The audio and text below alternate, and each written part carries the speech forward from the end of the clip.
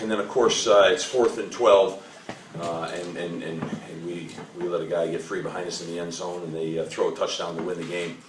And then everything in between is in between. There's probably plenty to talk about, but I need to take a look at the film. We had 400 yards of offense. They had 430. We had 239 rushing. They had 161. We had 169 passing. They had 270. We had 2 turnovers. They had 3 turnovers. So, you know, the game was what it was, which was a tight game, and we've got to learn how to close those games out. We had a chance to close the game out. We didn't close the game out. Simple as that, and a very, very disappointing loss and a tough loss. Did the defense kind of wilt down in the second half? They were on the field quite a bit. Well, they weren't on the field, you know, quite a bit, really. The reason they were on the field in the second half was because, you know, there was 80-yard drives. That's why they were on the field. I mean, they drove the ball 80 yards. They had 2 consecutive 80-yard drives, and then the third one was like a 70-yard drive that we held them to a field goal. So anytime a team drives the length of the field on you 3 times in a row, you're going to be on the field. So it's your, you know, that's what happens. There's nothing you can do about it. Get off the field.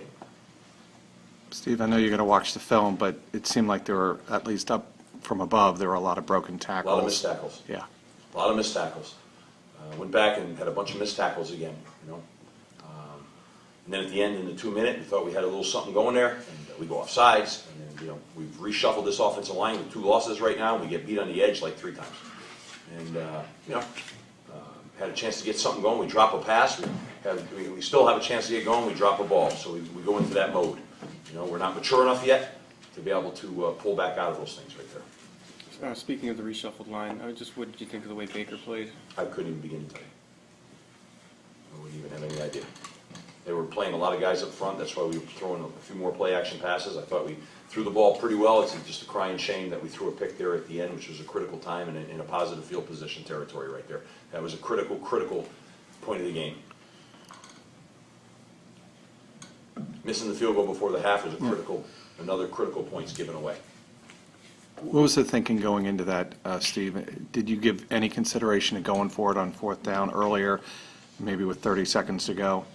Because you obviously made the decision to run the clock down to the 3 seconds. No, I mean, it was the right thing to do to try to kick the ball. We got to, you know, you like to think we can kick a field goal, so we can't. So then that may be the last time that happens.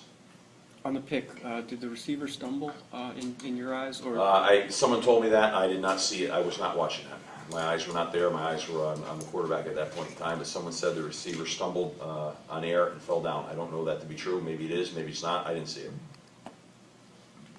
Steve, I apologize if you answered this on their touchdown, their winning touchdown. With the decision to not rush him, would you guys like to think that over again, possibly? Maybe not put some pressure on this.